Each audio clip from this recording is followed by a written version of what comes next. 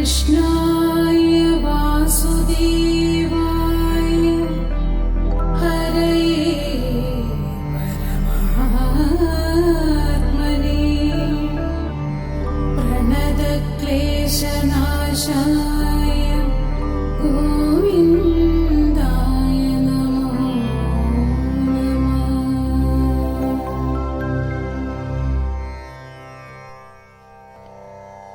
ഭാഗവത കഥകൾ 162. 3 ലോകങ്ങളിലും ഭീതി വിതച്ച നരകാസുരന്റെ കഥയാണ് പരീക്ഷിത്തിന്റെ ചോദ്യത്തിനുത്തരമായി ശുകമുനി പിന്നീട് പറഞ്ഞത്.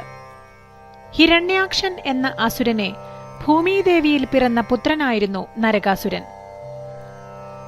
പണ്ട് ഹിരണ്യാക്ഷൻ എന്ന അസുരൻ സൂകരരൂപം അഥവാ പന്നിയുടെ രൂപം സ്വീകരിച്ച് ഭൂമിദേവിയെ തന്റെ തേറ്റകളിലേന്തിക്കൊണ്ട് പാതാളത്തിലേക്ക് പോയി. അപ്പോൾ ഹിരണ്യാക്ഷന്റെ കൊമ്പുമായി സമ്പർക്കം പുലർത്തിയതിനാൽ ഭൂമിദേവി ഗർഭം ധരിക്കുകയും മഹാശക്തിമാനായ ഒരു അസുര ശിശുവിനെ പ്രസവിക്കുകയും ചെയ്തു. ആ ശിശുവാണ് നരകാസുരൻ. ഭൂമിദേവിയെ ഹിരണ്യാക്ഷൻ അപഹരിച്ച് തടവിൽ വെച്ചത് അറിഞ്ഞ് മഹാവിഷ്ണു കൂർമ്മമായി അവതാരമെടുത്തു. ഘോരനായ ഹിരണ്യാക്ഷനെ വധിച്ച് ശ്രീഹരി വിഷ്ണു ഭൂമിയെ പാതാളത്തിൽ നിന്നും തിരിച്ച് ഉയർത്തിക്കൊണ്ടുവന്നു. അപ്പോൾ തന്റെ മനസമ്മതമില്ലാതെ അസുരകുലത്തിൽ ജനിച്ചവനെങ്കിലും തന്റെ പുത്രനായ നരകാസുരനെ രക്ഷിക്കണമെന്ന് ഭൂമിദേവി ഭഗവാനോട് അപേക്ഷിച്ചു. ശ്രീഹരി വിഷ്ണു ഇത് കേട്ട് ഭൂമിപുത്രനായ നരകാസുരനെ ദിവ്യമായ നാരായണാസ്ത്രം നൽകുകയും അത് കയ്യിലുള്ളിടത്തോളം കാലം താനൊഴികെ മറ്റാർക്കും നിന്നെ വധിക്കാനാവില്ല എന്ന് അനുഗ്രഹിക്കുകയും ചെയ്തു. ഭൂമിദേവിയാകട്ടെ തന്റെ സമ്മതത്തോടെയേ പുത്രനെ വധിക്കാവൂ എന്നുകൂടി വരം വാങ്ങി. ഹിരണ്യാക്ഷനെ ശ്രീഹരി വിഷ്ണു വധിക്കുകയും ഭൂമിദേവി സ്വതന്ത്രയാവുകയും ചെയ്തതോടെ അനാഥനായ നരകനെ മിഥിലാധിപനായ ജനക മഹാരാജാവ് എടുത്തു വളർത്തി. വളർന്ന് യുവാവായപ്പോൾ ഭഗവതോത്തമനായ ജനകന്റെ ഗൃഹത്തിലെ രീതികൾ നരകാസുരനെ സഹിക്കാതെയായി. ഇങ്ങനെ പരാന്നഭോജിയായി കഴിയുന്നത് എന്റെ പൗരുഷത്തിന് ചേർന്നതല്ല എന്ന് വിചാരിച്ച് നരകൻ മിഥില വിട്ടുപോയി. പിന്നീട് ദേവിയെ തപസ് ചെയ്ത് പ്രീതിപ്പെടുത്തി വരങ്ങൾ സമ്പാദിച്ച് നരകാസുരൻ വിശ്വവിജയിയാകാൻ പാകത്തിൽ വലിയൊരു അസുര സൈന്യത്തെ സംഘടിപ്പിക്കുകയും ചെയ്തു. മഹാവിഷ്ണുവിൽ നിന്ന് നാരായണാസ്ത്രവും ദേവിയിൽ നിന്ന് നിരവധി വരങ്ങളും നേടിയ നരകാസുരൻ അനവധി രാജ്യങ്ങളെ കീഴ്പ്പെടുത്തുകയും സ്വയം സിംഹാസനാരോഹണം ചെയ്ത് ഭരണം ആരംഭിക്കുകയും ചെയ്തു. പ്രാഗ്ജ്യോതിഷം എന്ന നഗരം തലസ്ഥാനമാക്കി 3 ലോകങ്ങളെയും വിറപ്പിച്ചുകൊണ്ട് നഗരാസുരൻ ചക്രവർത്തിയായി വാണു.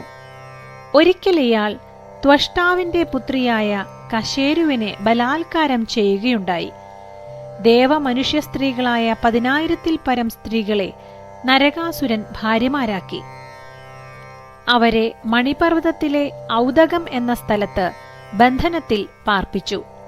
പർവ്വതങ്ങൾ, ആയുധങ്ങൾ, ജലം, അഗ്നി, വായു എന്നിങ്ങനെയുള്ള കോട്ടകളാലും വാളുകൾ ഘടിപ്പിച്ചിട്ടുള്ളവയും മുറിക്കുവാൻ ദുഷ്കരമായുള്ളവയും മുരാസുരനാൽ കെട്ടപ്പെട്ടവയുമായ 6000 മൗരവ പാശങ്ങളാലും പ്രാഗ്ജ്യോതിഷപുരം സംരക്ഷിക്കപ്പെട്ടതിനാൽ ആർക്കും അവരെയൊന്നും മോചിപ്പിക്കാൻ കഴിഞ്ഞില്ല.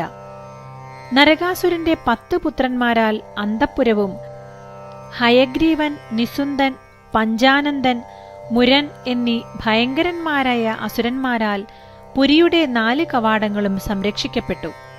അവർ ദേവയാനം വരെ വഴി തടഞ്ഞു നിൽക്കുന്നതിനാൽ പ്രാഗ്ജ്യോതിഷപുരിയിലേക്ക് ആർക്കും പ്രവേശിക്കുവാൻ ധൈര്യമുണ്ടായില്ല.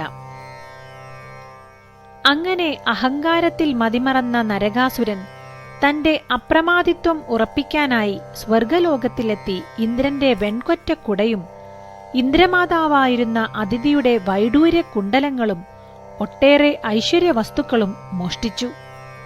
അതോടെ ഇന്ദ്രൻ ദ്വാരകയിലെത്തി ശ്രീകൃഷ്ണനെ കണ്ട് ഇങ്ങനെ പറഞ്ഞു: ഭഗവാനെ, യുഗങ്ങളായി 3 ലോകങ്ങളും നരകാസുരനെ കൊണ്ട് ഗതികെട്ടിരിക്കുന്നു. കന്യാബലിക്കായി ഇതുവരെ 10,000 കന്യകമാരെയാണ് നരകാസുരൻ തടവിലാക്കിയിരിക്കുന്നത്. അവരെ ഭാര്യമാരാക്കിയതായി പുറമേ പറയുകയും ചെയ്യുന്നു. അവരുടെ ഇടതടവില്ലാത്ത പ്രാർത്ഥന അങ്ങ് കേൾക്കുന്നില്ല എന്നുണ്ടോ?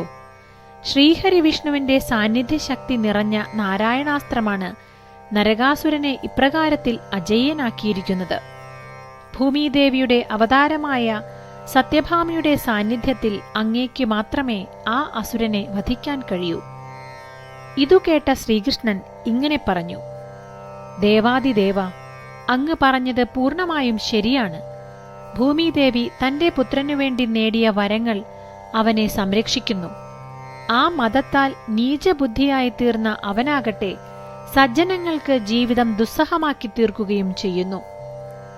അങ്ങ് മനസമാധാനത്തോടെ മടങ്ങിയാലും ഉടൻ തന്നെ ഞാനിതിനെ പരിഹാരമുണ്ടാക്കുന്നുണ്ട്. അതിനുശേഷം കൃഷ്ണൻ ഗരുഡാരൂഢനായി സത്യഭാമിയെയും കൂട്ടി പ്രാഗ്ജ്യോതിഷപുരം എന്ന നഗരിയിലേക്ക് പറന്നു. 3 ലോകങ്ങളിലെയും മികച്ച വസ്തുക്കളെല്ലാം ശേഖരിച്ച് ഒരുക്കിയ ആ പട്ടണത്തിനു ചുറ്റും അമ്പരചുംബികളായ കോട്ടകളും അവയിൽ നിന്നും ആകാശത്തേക്ക് ഉയർന്നു നിൽക്കുന്ന ആയുധങ്ങളും ഉണ്ടായിരുന്നു. എന്നാൽ ഗരുഡന്റെ പുറത്തിരുന്ന കൃഷ്ണൻ അവയെ തന്റെ ഗദ കൊണ്ട് തരിപ്പണമാക്കി. കോട്ടയുടെ മതിലുകൾ കൃഷ്ണന്റെ ഗദയുടെ അടിയേറ്റ് തകർന്നു. തന്റെ വരവറിയിച്ചുകൊണ്ട് ശ്രീകൃഷ്ണൻ പാഞ്ചജന്യമെന്ന ശംഖ് ഉച്ചത്തിലൂതി. കൃഷ്ണന്റെ ഈ ശംഖധ്വനിയുടെ തീവ്രതയിൽ ആയുധങ്ങളും നശിപ്പിക്കപ്പെട്ടു. അപ്പോഴേക്കും 5 തലയുള്ള മുരൻ എന്ന രാക്ഷസൻ തന്റെ വാസസ്ഥലമായ കടലിൽ നിന്നും കയറി വന്ന് ത്രിശൂലവുമായി കൃഷ്ണനു നേരെ ആക്രമണത്തിന് തയ്യാറായി. ആ രാക്ഷസനാകട്ടെ സൂര്യതുല്യമായ ചൂട് പ്രവഹിപ്പിക്കുന്നവനും ആളിക്കത്തുന്ന തീ പോലുള്ളവനുമായിരുന്നു. അവന്റെ അലർച്ച ഭൂമിയെ കുലുക്കി. 2 അസ്ത്രം കൊണ്ട് കൃഷ്ണൻ ത്രിശൂലത്തെ മുറിച്ചെടുത്തു. പിന്നീട് അവന്റെ വായിൽ മുഷ്ടികൊണ്ട് ആഞ്ഞു പ്രഹരിച്ചു. കുപിതനായ മുരൻ സർവശക്തിയുമെടുത്ത് തന്റെ ഗദ വീശി. കൃഷ്ണനും തിരിച്ചടിച്ചു. സമയം കളയാതെ പെട്ടെന്ന് തന്നെ കൃഷ്ണൻ അവന്റെ തലകളഞ്ചും അറുത്തു. പർവ്വതം കണക്കെ അവൻ ചത്തുമലച്ചു. അവൻ ചത്തുമലച്ച ശബ്ദം കേട്ടെത്തിയ മുരന്റെ 7 പുത്രന്മാരും കൃഷ്ണനെ എതിർത്തു. അവരുടെ ആയുധങ്ങളെയും കൃഷ്ണൻ തകർത്തു കളഞ്ഞു. മുഷ്ടിയുദ്ധത്തിന് തുനിഞ്ഞ് അവരെ വധിക്കുകയും ചെയ്തു. മുരൻ വധിക്കപ്പെട്ടതും പ്രാഗ്ജ്യോതിഷത്തിലെ കോട്ടകൾ തകർക്കപ്പെട്ടതും അറിഞ്ഞ് അതിക്രോധത്തോടെ അലറിക്കൊണ്ട് നരകാസുരൻ സ്വയം കൃഷ്ണനെ ആക്രമിക്കാൻ മുന്നോട്ടെത്തി. കടലാനകളാൽ ചുറ്റപ്പെട്ട് അപ്രാപ്യനായാണ് അയാൾ ആഗതനായത്. കൃഷ്ണൻ സത്യഭാമയുമൊന്നിച്ച് ഒരാകാശരഥത്തിൽ വന്നു. നരകാസുരൻ ഒരു ചാട്ടുളി അവർക്കു നേരെ വീശി. കൃഷ്ണൻ തിരികെ അയച്ച ആയുധത്തിന് 2 ചിറകുകളുണ്ടായിരുന്നു. അത് നരകന്റെ പടയെ നാമാവശേഷമാക്കി. ഗരുഡവാഹനമേറി കൃഷ്ണൻ അസുരന്റെ ആനകളെയും നശിപ്പിച്ചു. അവ നഗരത്തിൽ കയറാൻ തുടങ്ങിയിരുന്നു. നരകൻ ഒറ്റയ്ക്ക് കൃഷ്ണനെ എതിരിട്ടു. പണ്ട് ഇന്ദ്രന്റെ മേഘാസ്ത്രത്തിനു നേരെ ഉപയോഗിച്ച് വിജയിച്ച അതേ അസ്ത്രം ഗരുഡനു നേരെ പ്രയോഗിച്ചെങ്കിലും അത് വൃഥാവിലായി. തന്റെ ഏറ്റവും വലിയ നിധിയായ നാരായണാസ്ത്രം പ്രയോഗിച്ചെങ്കിലും അത് ഭഗവാനു മുന്നിൽ നിഷ്പ്രഭമായി. അതോടെ പകച്ചുപോയ നരകാസുരനു നേരെ സത്യഭാമ തന്റെ വില്ലുകുലച്ചു. മറുപടിയായി അസ്ത്രം പ്രയോഗിക്കാൻ തുടങ്ങും മുൻപ് കൃഷ്ണന്റെ ചക്രായുധം അവന്റെ കഥ കഴിച്ചു. അസുരന്റെ ബന്ധുമിത്രാദികൾ ദുഃഖിച്ചു. ബ്രാഹ്മണരും മഹാത്മാക്കളും സന്തോഷിച്ചു. നരകാസുരൻ വീണതറിഞ്ഞ് അസുരന്റെ മാതാവ് നരകന്റെ പുത്രനായ ഭഗദത്തനുമൊത്ത് ശ്രീകൃഷ്ണനെ ശരണം പ്രാപിച്ചു. ഭഗദത്തനോട് ഭഗവാൻ എങ്ങനെയാണ് പെരുമാറിയത്? ആ കഥ നാളെ.